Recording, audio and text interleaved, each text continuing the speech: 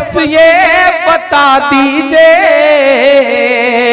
जिसे तुम पहन कर भागे थे वो सलवार किसकी थी। सुनेंगे नाज़रीन इमरान प्रताप बरी की शानदार नज़्म। से पहले बता दूं दोस्तों, अखिलेश यादव कहते हैं चुनाव में इनकी धांधली और इनकी चोरी न पकड़ी जाए, इसलिए जानबूझ करके संभल में घटना कराई गई है। चलिए फिर सुनते इमरान प्रताप बरी की नज़्म। तो आपसे गुजारिश है वीडियो को लाइक कीजिए और चैनल को जरूर सब्सक्राइब कीजिए।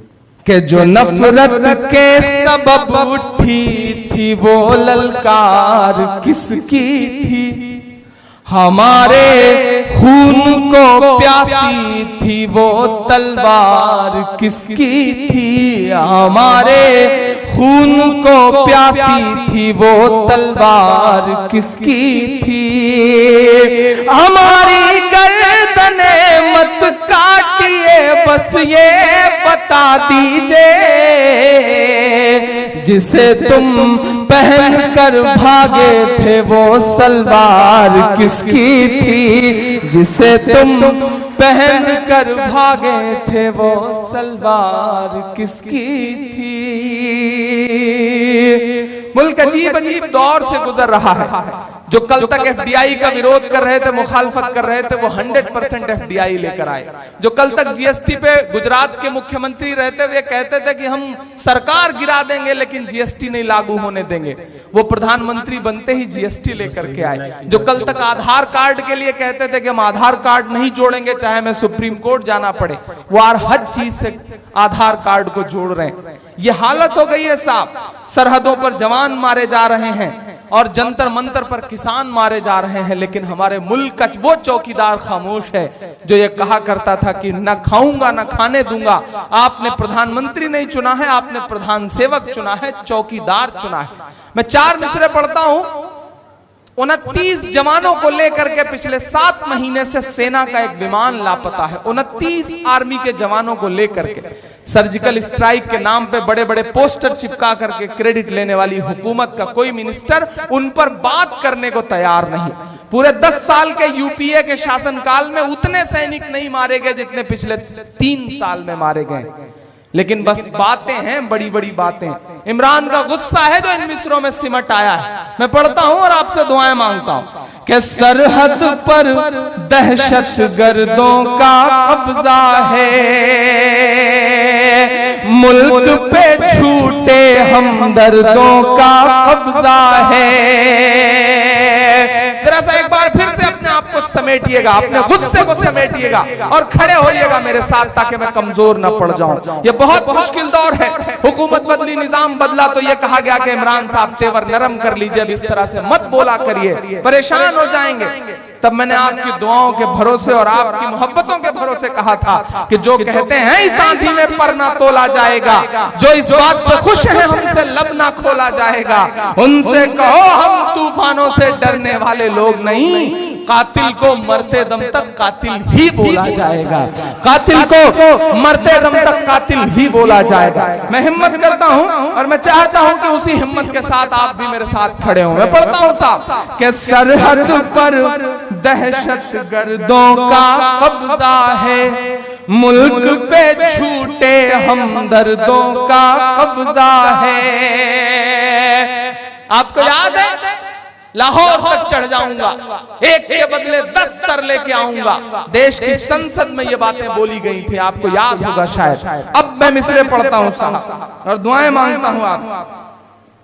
जी मैं सुना दूंगा, जो आपका हुक्म है मैं जरूर सुना दूंगा नजीब की नज़्म, लेकिन पहले ये सब सुना लूं उसके बाद सुनाता हूं। अभी इतनी जल्दी तो न मैं आपकी जान छोड़ूंगा ना आप मेरी जान छोड़ेंगे, मैं भी जान रहा हूं। तो बहुत देर आपके सामने रूबरू रहना है, तो इंशाल्लाह वो सब सुनाऊंगा जो आप सुनना चाहते हैं। मैं पढ़ता हूं साहब कि सरहद पर दहशत गर्दों का कब्जा है, मुल्क पे छूटे हमदर्दों का कब्जा है, एक के बदले 10 सर की उम्मीद न रख। अब तक के सबसे बड़े जोश की उम्मीद करता हूं आपसे कि एक के बदले 10 सर की उम्मीद न रख, दिल्ली तुझ पर नामर्दों का कब्जा है, दिल्ली तुझ पर नामर्दों का कब्जा है, दिल्ली तुझ पर नामर्दों का कब्जा है। कि सूरज लहू लुहान पड़ा है चाहत का, साहिब रोशनदान की बातें करते हैं। सूरज लहू लुहान पड़ा है चाहत का, साहिब रोशनदान की बातें करते हैं। एक कश्मीर संभाले नहीं संभलता है, और बलूचिस्तान की बातें करते हैं, और बलूचिस्तान की बातें करते हैं। 6 किसान 6 फार्मर को मंदसौर में मध्य प्रदेश में पुलिस ने सीधे सीनों पर गोलियां मार के हलाक कर दिया। दोस्तों, इमरान प्रताप गढ़ी की नज़्म सुनने के बाद आप अपनी राय में क्या कहना चाहते हैं वो नीचे कमेंट बॉक्स में जरूर बताएं। अब्दुल्लाह बिन अमर बिन आस रज़ियल्लाहु अन्हुमा रिवायत करते हैं कि रसूलुल्लाह सल्लल्लाहु अलैहि वसल्लम ने इरशाद फरमाया, आदमी का अपने वालिदैन को गाली देना कबीरा गुनाहों में से है। सहाबा रज़ियल्लाहु अन्हुम ने अर्ज किया, रसूलुल्लाह क्या कोई अपने माँ बाप को भी गाली दे सकता है? आप सल्लल्लाहु अलैहि वसल्लम ने इरशाद फरमाया, हाँ, वो इस तरह के आदमी किसी के बाप को गाली दे, फिर वो जवाब में इसके बाप को गाली दे, और किसी की माँ को गाली दे, फिर वो जवाब में उसकी माँ को गाली दे। इस तरह गोया उसने दूसरे के माँ बाप को गाली देकर खुद ही अपने माँ बाप को गाली दिलवाई। हजरत अबू हुरैरा रिवायत करते हैं कि नबी करीम सल्लल्लाहु अलैहि वसल्लम ने यह दुआ फरमाई, या अल्लाह, मैं आपसे अहद लेता हूँ, आप इसके खिलाफ न कीजिएगा। वो ये कि मैं एक इंसान ही हूँ, लिहाजा जिस किसी मोमिन को मैंने तकलीफ़ दी हो, इसको बुरा भला कह दिया हो, लानत की हो, मारा हो, तो आप इन सब चीज़ों को इस मोमिन के लिए रहमत और गुनाहों से पाकी और अपनी ऐसी क़ुर्बत का ज़रिया बना दीजिए कि इसकी वजह से आप इसको क़यामत के दिन अपना क़ुर्ब अता फरमा दें। अल्लाह ताला का इरशाद है, अगर हम चाहते तो आपके अलावा इस ज़माने में हर बस्ती में एक एक पैगंबर भेज देते और तन्हा आप पर तमाम काम न डालते, लेकिन चूँकि आपका अजर बढ़ाना मकसूद है इसलिए हमने ऐसा नहीं किया। तो इस तरह सारा काम तन्हा आपके सुपुर्द करना अल्लाह ताला की नेमत है, लिहाजा इस नेमत के शुक्रिया में आप काफिरों की खुशी का काम न लीजिए। यानी काफिर तो उससे खुश होंगे ही कि आप तबलीग न करें या कम करें, और कुरान में जो हक़ के दलाइल हैं इनसे इन कुफ़ार को ज़ोरों शोर से मुकाबला कीजिए।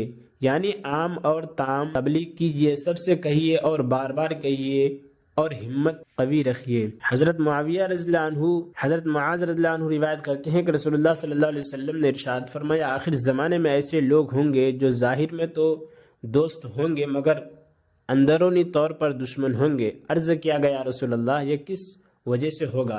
रसूलुल्लाह सल्लल्लाहु अलैहि वसल्लम ने इरशाद फरमाया, एक दूसरे से गर्ज के वजह से ज़ाहिरी दोस्ती होगी और अंदरूनी दुश्मनी की वजह से वही एक दूसरे से खौफ ज़दा भी रहेंगे।